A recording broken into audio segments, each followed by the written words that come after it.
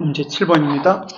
무엇을 위해 사람들은 심히 고문을 받고 구차히 풀려나기를 원치 않았습니까? 더 좋은 부활을 얻고자 해서 고문을 받고 구차히 풀려나기를 원하지 않은 것이죠. 성경에서 죽음은 하나님의 원수입니다. 인류의 원수이기도 하고요. 그래서 고린도전서 15장 26절에 뭐라고 나오냐면은 고린도전서 15장 26절에 맨 나중에 멸망받을 원수라고 나옵니다. 뭐다? 사망이니라. 우리의 원수, 하나님의 원수, 사망입니다. 죽음입니다. 죽음. 그러나 이들은 죽음은 맨 마지막에 심판을 받습니다. 지금은 아닙니다. 죽음. 근데 요한복음 11장에 보면은 나사로의 죽음 이야기가 나옵니다. 그러면서 그 누이들인 마르다와 마리아의 슬픔이 나옵니다. 이때 예수님이 슬퍼하셨다라는 구절이 성경에서 가장 구절 중에 제일 짧은 구절이 어떤 구절인 줄 아세요? 예수님이 눈물을 흘리시더라 라는 구절입니다. 요한복음 11장 35절. 성경 전체에서 우리말은 이제 예수께서 눈물을 흘리시더라 길게 써 있지만은 딱 이제 외국어는 두 절잖아요. 11장 35절 요한복음. 예수께서 눈물을 흘리시더라. 이것이 의미하는 바는 무엇일까요? 죽음에 대해서, 그냥 나사로의 죽음에 대해서 슬퍼한다는 그런 개념일까요? 자기 친구가 죽어서 슬퍼한다는 그런 개념일까요? 단지 예수님이 나사로의 죽음에 대해서 눈물을 흘리고 슬퍼했다. 이 개념이 어떤 의미일까요? 여기에 보면은 요한복음 11장 33절에 보면은 38절에도 그렇고 비통이 여기다라는 단어가 나옵니다. 비통이 여기다. 이 단어는 합성어인데요. 접두사 N, 콧숨을 말이 막 뛰고 나서 푸덕푸덕 할 때, 콧김을 거세게 몰아쉴 때 요런 단어와 으르렁거리다 라는 단어의 합성어입니다. 브리마 오마이라는 단어, N 브리마 오마이라는 단어의 합성어입니다. 괴로워하는 것, 고통스러워하는 것, 끌어오는 분노 때문에 고통스러워하고 사귀는 모습, 요게 비통이 여기다라는 뜻입니다. 그래서 예수님은 나사로의 죽음, 그것도 슬퍼하지만은 그것을 문제 삼는 것이 아니라 사망, 이 죽음에 대해서, 원수인 죽음에 대해서 비통해하는 모습을 그리고 있는 것이 바로 이것입니다. 그런데 요한복음 11장은 그 앞에 어떤 사건이 나오면 요한복음 10장 10절에서 예수님이 온 곳은 생명을 얻게 하고 두 번째 더 풍성히 얻게 하려는 것이라 라는 말씀 다음에 나오는 사건이 죽음의 사건입니다. 예수님이 오신 이유는 생명을 얻게 하는 것이고 더 풍성히 얻게 하는 것인데 그 다음에 바로 나오는 사건이 죽음의 사건이에요. 생명을 주려고 오신 목적으로 예수님이 오셨는데 죽음이 왔기 때문에 이것에 대해서 분노하는 장면, 슬퍼하는 장면입니다. 사탄의 마지막 무기가 죽음입니다. 그래서 나사로를 살렸다는 것은 단순히 누군가를 살렸다, 놀라운 기적을 일으켰다 그런 개념이 아니에요. 그럼 무엇입니까? 예수님의 무슨 사역? 왕적 사역. 죽음을 이기신 사역을 보이신 거예요.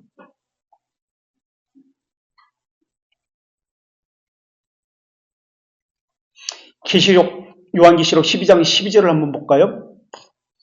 여기는 제가 안 써놨죠. 요한계시록 12장 12절.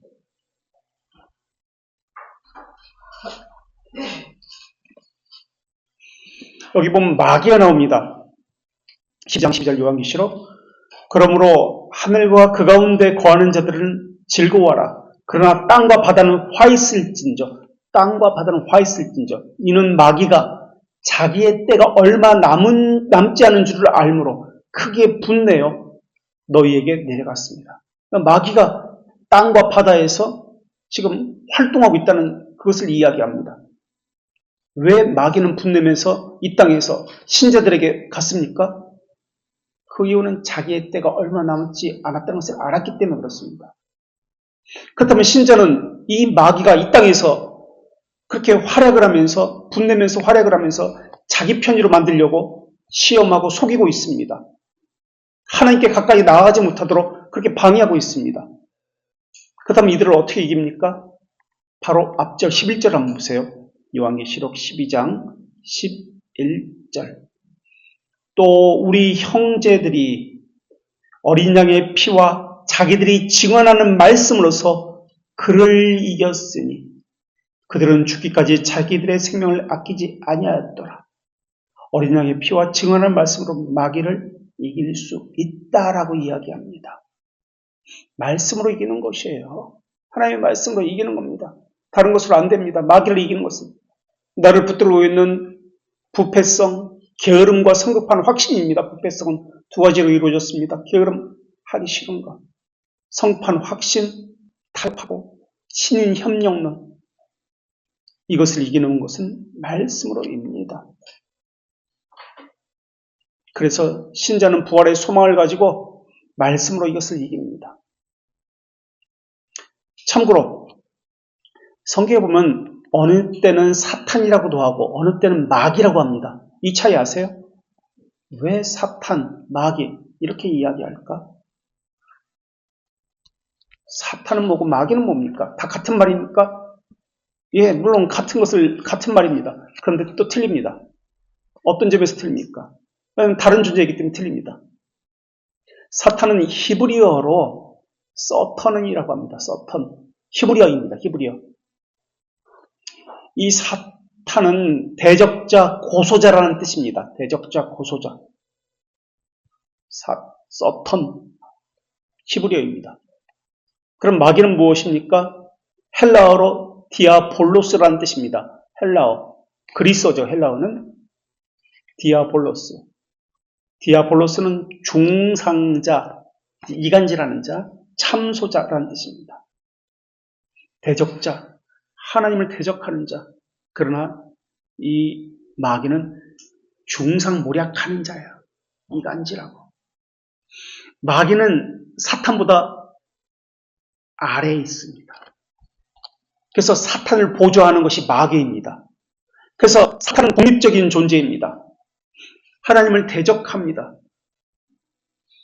그러나 마귀는 독립적인 존재가 아니에요. 사탄을 보조합니다. 그래서 사람을 미혹해 하고 속이고 거짓으로 그렇게 오류를 법받도록 왜곡하고 하는 것이 마귀입니다.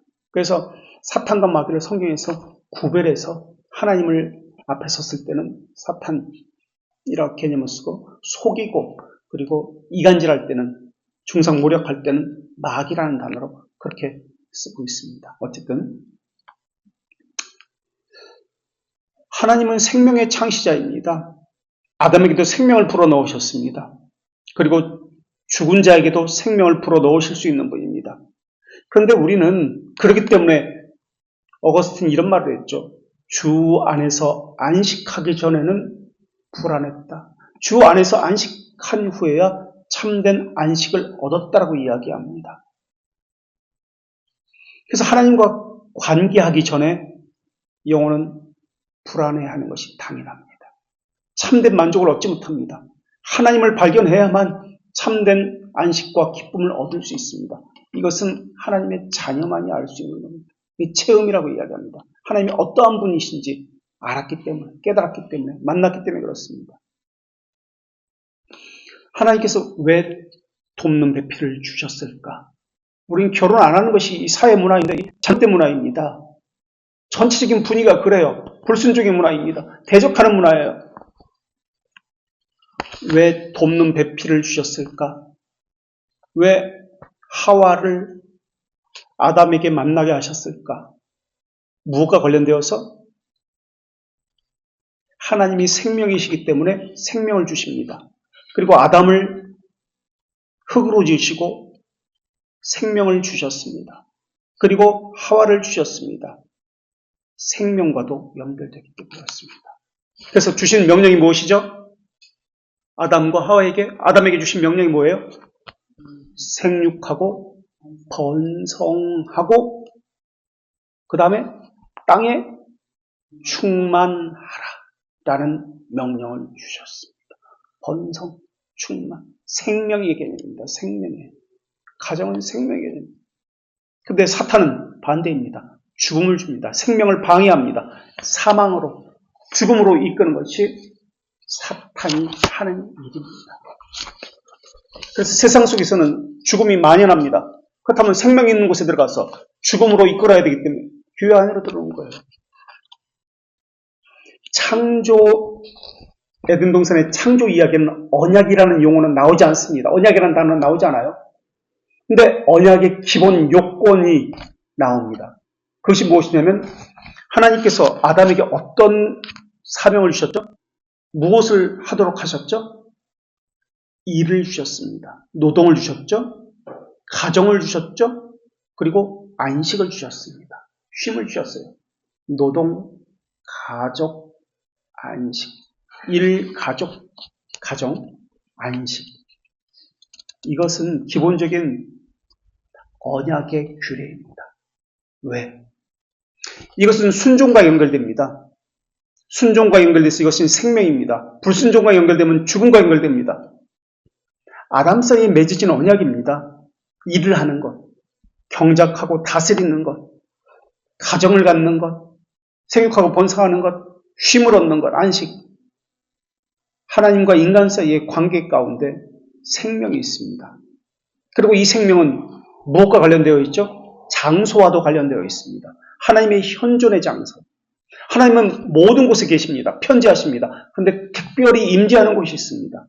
아까 우리 질문했을 때 성령님도 마찬가지예요. 모든 곳에 편지하십니다. 그러나 특별히 임재하는 곳이 있습니다. 그런 뜻을 말씀드린 거예요. 어디였죠? 특별히 임재하는 곳, 하나님의 현존하는 곳, 하나님을 만날 수 있는 곳이 어디였죠? 모든 곳에 계시지만 특별히 하나님이 임재하시는 곳. 에덴 동산에서는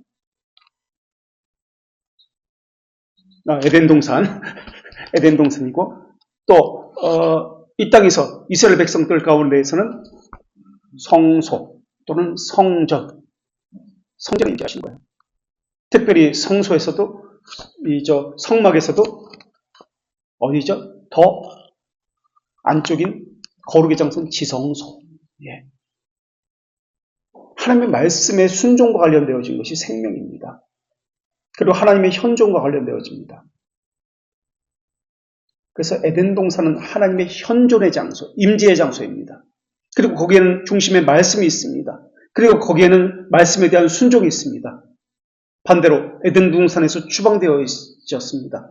그 장소는, 추방된 장소는 불순종, 죽음, 하나님의 말씀에 대한 불순종과 깨어짐이 있습니다. 이것이 에덴 동산 밖에서 타락이 위의 모습입니다. 하나님은 하나님의 영광을 위해서 창조되었습니다. 하나님의 영광을 위해서 부르심을 받았습니다. 하나님의 영광에 합당한 삶을 통해서 하나님의 영광을 드러냈습니다.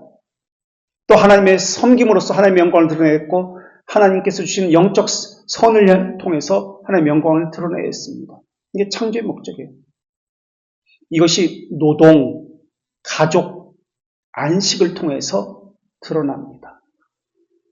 하나님의 영광과 관련된 것이 노동, 가정, 안식입니다. 경작하고 다스림을 통해서 하나님의 부르심의 목적인 하나님의 영광을 위해서 살아갑니다. 이를 통해서 하나님의 영광을 발견해야 합니다. 가정을 통해 생육하고 번성하여 하나님의 생명을 드러내야 합니다. 하나님 안에서 참된 안식으로 하나님과 교제 가운데 하나님이 주신 참된 교제가 이루어져야 합니다. 그래서 생명, 안식, 영광을 이것을 통해서 노동, 가족, 안식을 통해서 드러납니다. 근데 지금은 싫다는 거예요, 이게. 하나님이 대적하는 거예요. 결혼 싫다는 거예요. 늦게 하겠다는 거예요. 결혼해도 자녀 늦게 낳겠다는 거예요. 아니요, 청교도들은 그렇지 않습니다. 노동의 신성함, 가족의 가정의 안식의 신성함에 대해서 바르게 배울 수 있어야 합니다. 이게 신앙입니다. 여기서 생명을 발견할 수 있어야 됩니다. 하나님과의 교제를 발견하고 하나님의 생명을 드러내야 되고. 자, 8번 나눔, 또 나눔이네요. 앞에는 나눔을 많이 넣습니다. 왜 우리 신앙 중심의 십자가가 아니라 부활이 있어야 합니까? 함께 나눠 봅시다. 고린도전서 15장 11절. 그리스도께서 다시 살아나는 것이 없으면 너희 믿음도 헛것이고 너희가 여전히 죄 가운데 있을 것이다 라고 말씀하고 있습니다. 다시 살아났다라는 것은 그리스도의 신분상에 무엇이에요? 그리스도의 상태 가운데 어떤 것을 이야기해요? 살아나셨다는 것은? 네? 상태. 신분 또는 신분 상태라고 이야기하죠. 이것을. 두 가지 상태가 있습니다. 네? 승귀. 그래, 승귀. 승귀. 또 이거 말고 높아지심을 승귀라고 이야기하죠. 또 어떤 상태가 있죠? 예수님의 반대가 낮아짐, 비하의 상태가 있습니다. 신분상 예수님은 낮아지신 상태에서 이게 사도신경이 그대로 나오잖아요. 높아지신 승귀의 상태가 있습니다. 그럼 낮아지심부터 이야기할까요? 사도신경에서 뭐부터 고백하죠? 동정녀마리에게서 나시고부터 나와요. 예수님이 하나님이신 분이 이 땅에 육신으로 오셨다. 나시고. 비하의 첫 번째, 잉태. 두 번째, 나시고, 그 다음 뭐죠? 고난을 받으시고, 고난이 나와요. 그 다음, 십자가에 죽으시고, 그 다음, 장사되시고, 여기까지가 비하입니다. 낮아지심이에요. 네 가지 것. 그 다음에 승귀, 높아지심은, 그 다음 뭐죠? 장사된 지 사흘 만에 부활하시고, 일어나시고, 부활하시고, 그리고 부활 첫째, 둘째, 하늘에 올라가시고, 승천하시고, 그 다음에 하나님 우편에 앉아 계시다가, 우편에 앉아 계심이 지금, 히브리서 지금 우리 1장 13절, 그리고 시편 110편 1절, 지금 이것을 이야기하고 있죠. 우편 앉아 계심. 그 다음에 우편 앉아 계시다가, 거기로부터 산자와 죽은 자를 심판하러 오시라. 부활, 승천, 우편, 재림, 심판. 이것이 51문 볼까요? 대결의 문답. 웨스트민스터 신앙고백서, 웨스트민스터 대결의 문답 51문. 우리 지금 아까 찾았던 233쪽에 있습니다. 그래서 높아지심이 무엇을 이야기하는지, 승귀의 신분이 무엇인지 이야기합니다. 51문 233쪽. 그리스도의 높아지신 신분은, 승귀의 신분은, 승귀의 상태는 그분의 부활, 승천, 우편에 앉으심, 세상을 심판하기 위해 오시는 그분의 재림입니다. 이렇게 나옵니다. 그리고 우편에 앉아 계시면 무슨 뜻이고 그 이후에 계속 나옵니다. 자, 이 네 가지 요소 가운데 우리 측면에서 봅니다. 과거적 측면이 있고 현재적 요소가 있습니다. 그리고 아직 이루어지지 않은 미래적 요소가 있습니다. 과거적 요소는 무엇일까요? 네 가지 가운데, 승 가운데. 부활, 승천, 우편앉으심, 재림. 이 네 가지입니다. 부활, 승천, 우편앉으심, 재림. 이 가운데 과거는 부활과 승천, 과거에 발생했습니다. 현재적 요소는 하나님 아버지 우편에 앉아 계십니다. 현재입니다. 왕적 권한을 행사하는 것이 우편에 앉겠다는 뜻이죠. 그 다음 미래에 될 일은 재림입니다.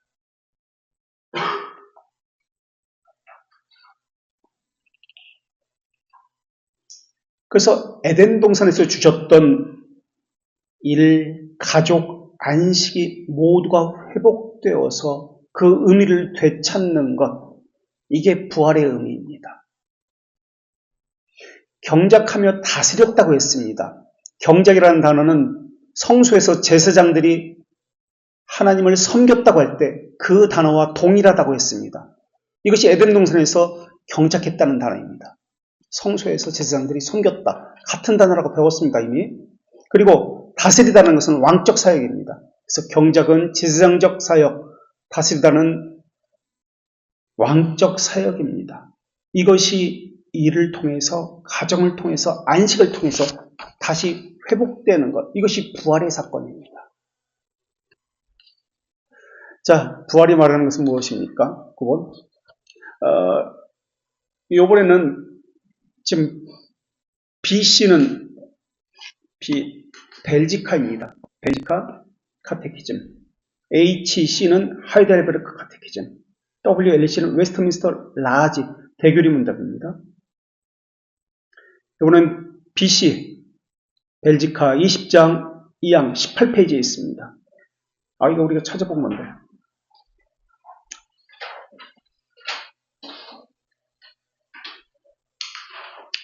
찾아봅시다. 18페이지 20장 2항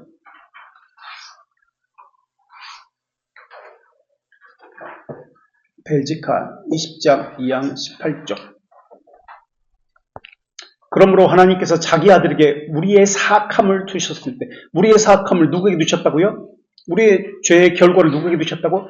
예수 그리스도에게 두셨다는 것을 이야기합니다. 그분에게, 예수 그리스도에게 자신의 정의를 명시하셨고 심판하셨다는 거예요. 범죄하여 저주를 죽을 수밖에 없는 우리에게 참되고 완전한 사랑에서 하나님의 아들인 예수님께서 하나님의 정의를 만족시켰기 때문에 더 이상 그것에 접붙여진 우리에게는 하나님이 저주와 진노를 내릴 수가 없는 거예요. 한번 내리셨기 때문에. 그래서 대속결이라고 그래요. 그래서 우리에게는 하나님의 정의가 아니라 무엇을 내리시는 거죠? 공의, 하나님의 자비를 내리는 거예요. 이미 정의를 통해서 예수 그리스도께서 십자가의 죄를 만족하셨기 때문에, 하나님의 정의를 실현하셨기 때문에, 하나님의 정의는 죄진 자에게 벌을 내리시는 거예요.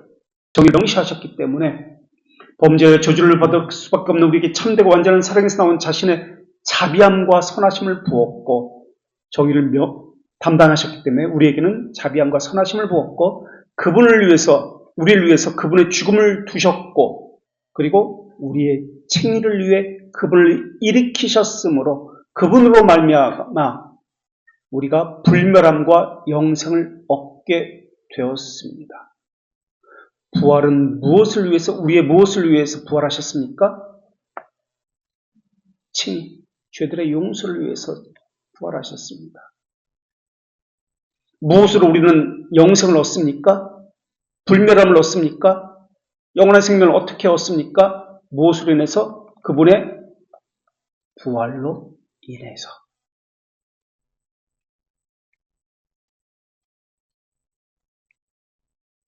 그렇다면 십자가의 죽으심과 부활의 차이는 무엇입니까? 하이델베르크 45문을 봅시다. 113쪽에 있습니다. 하이델베르크 45문 113쪽에 있습니다.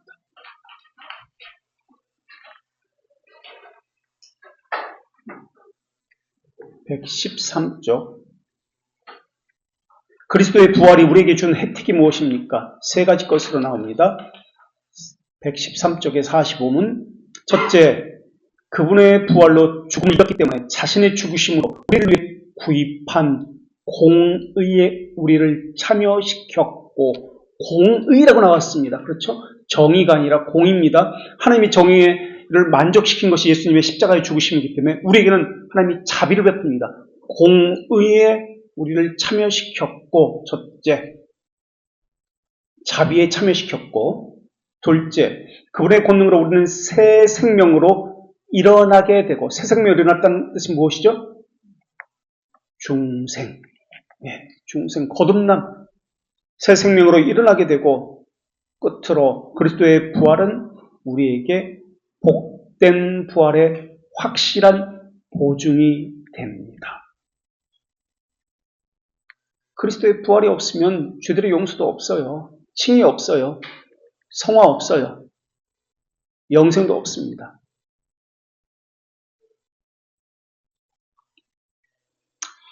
그래서 부활로 인해서 우리에게 혜택이 주어집니다. 그렇다면 부활로 인해서 혜택이 주어지는 어떤 혜택입니까? 중생 또는 거듭남, 칭의, 거룩, 소망, 그리스도의 중보, 영생, 위로, 이런 것들이 우리에게 주어집니다. 교리문답서에서는 부활의 사실에 대해서는 이야기하지 않습니다. 곧장 무엇에 대해서만 얘기합니까? 부활의 유익에 대해서만 이야기합니다. 그분의 교훈, 가르침, 모범을 우리에게 말하지 않습니다. 부활의 유익에 대해서 이야기합니다. 그런데 부활에 대해서 각기 의견이 다르게 하는 사람도 있습니다. 자유주의자들은 예수님이 실제 부활한 것을 거부합니다. 그래서 아까도 얘기했지만 사두개인이라고 이야기했습니다. 사두개인의 후예라고. 그들은 이렇게 이야기합니다. 상상 속에서만 부활하셨다라고 가르칩니다. 그것을 믿는 사람들의 상상 속에만 있는 것이 예수님의 부활이라고 이야기합니다. 민중신학은 부활을 어떻게 가르칩니까? 전태일의 정신이, 저항정신이 되살아난 것이, 불꽃처럼 일어나는 것이 부활이다. 예수님이 살아난 것이 아니라 전태일의 저항하는 그 정신이 일어나는 것이 부활이다라고 가르칩니다. 이러한 가르침은 같은 교회 내에서 같은 신학을 이야기하면서 같은 신학은 아니지만 성경의 가르침과는 정반대입니다. 우리에게 필요한 것은 물론 예수님의 교훈과 모범과 가르침도 중요하지만 부활의 정신도 중요하지만 이념도 중요하지만 부활했다는 그 사실, 이것이 중요합니다. 그렇다면 예수님은 어떤 몸으로 부활했습니까? 죽기 전에 그 몸 그대로 부활했습니까? 아니면 다른 몸으로 부활했습니까? 우리 이미 배운 것이죠? 어떤 몸으로 부활했죠? 죽기 전에 그 몸 그대로 가지고 부활했습니까? 왜 다른 모습이죠? 얘기해 보세요. 무슨? 왜 다른 모습으로 부활했어요? 네?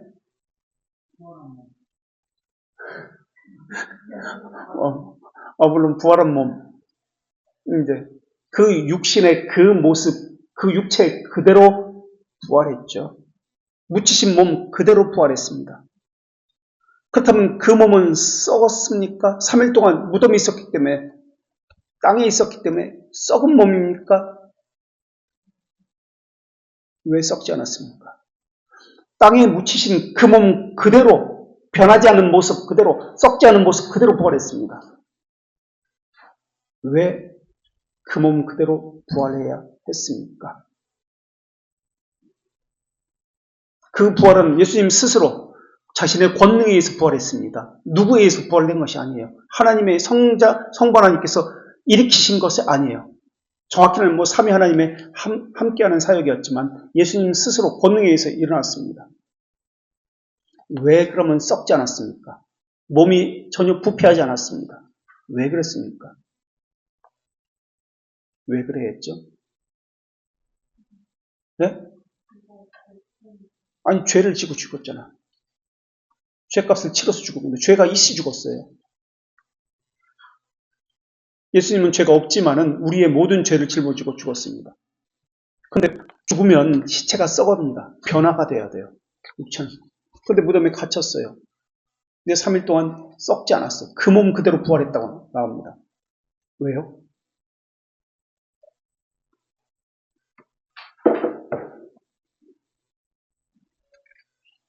왜 그랬을까?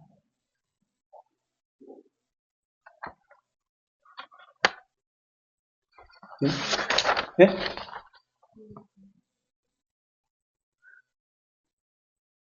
그럼 이거부터 이야기합시다. 벨지카를 찾아봅시다. 19장 17페이지입니다.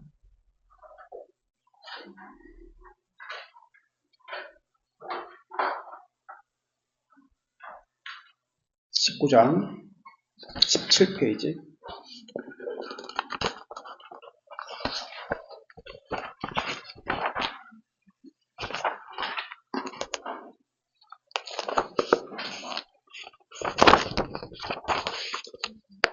자,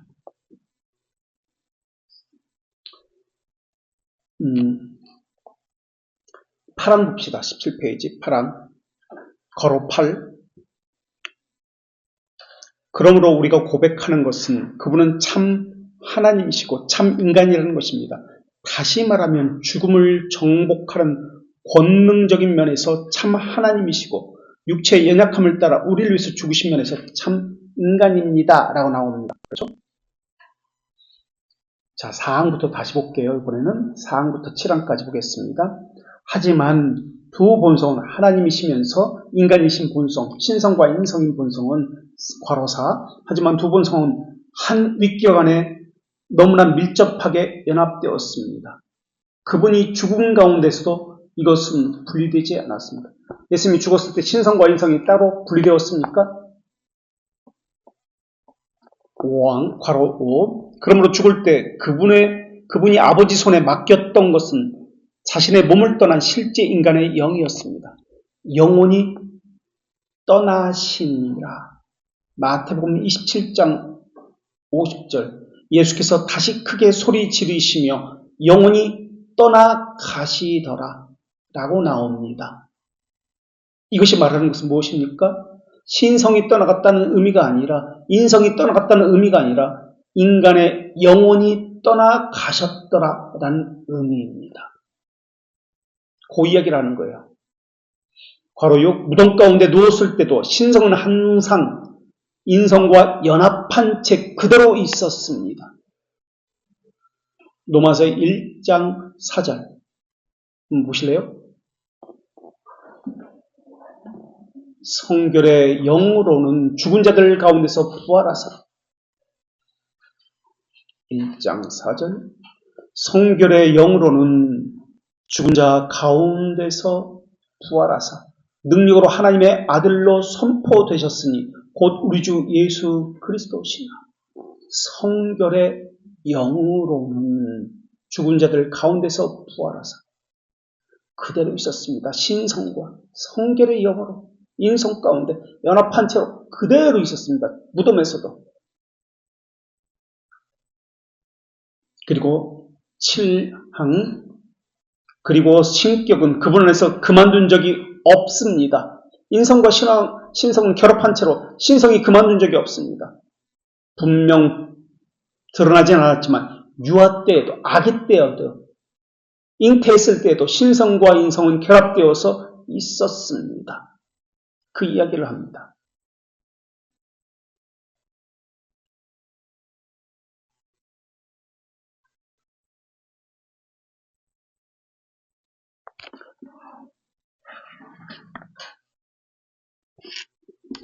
그래서 육신이 무덤에 있을 때 썩지 않았습니다라고 제가 말씀드렸습니다. 성경 어디에 그런 구절이 나옵니까? 예, 찾아보겠습니다. 성경 구절이 나오는지. 시편 16편 10절을 보겠습니다. 시편 16편 10절. 무덤에 있어서도 예수님의 몸은 전혀 변함이 없습니다. 썩지 않았습니다. 시편 16편 10절. 이것과 이제 사도행전을 비교해봅니다. 우선 시편 16편 10절.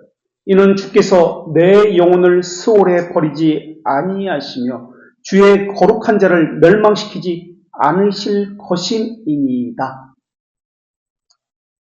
이걸 전제로 하고 다시 사도행전 2장 27절의 말씀입니다.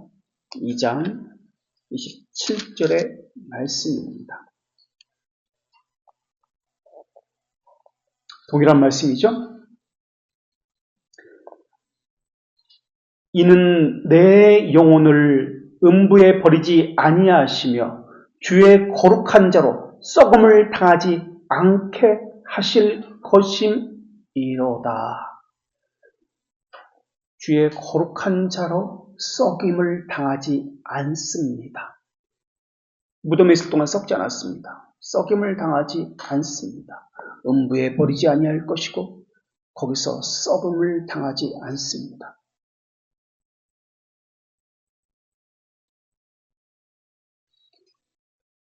신성은 사망의 죽음의 노예가 될 수 없습니다.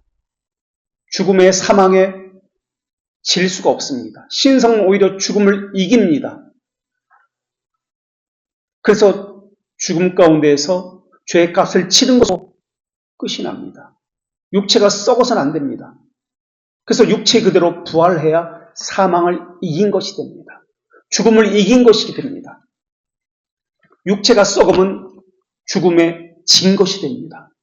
그래서 육체가 썩으면 안 됩니다. 사망을 이긴 것이 부활이기 때문에 왕의 사역을 해야 하기 때문에 육체의 썩음이 있어서는 안 됩니다. 그대로 육체 그대로 부활하신 거예요. 그러나 영광스러운 몸으로 부활하신 것에 차이가 있습니다. 그래서 육체로는 고난받기 전의 몸과 동일한 몸이었습니다. 그러나 영광스럽게 변화된 몸으로 부활하셨습니다.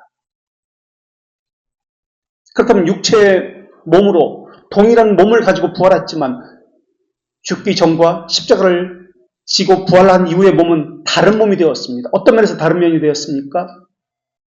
이제는 부활한 몸은 사망이 없는 몸입니다.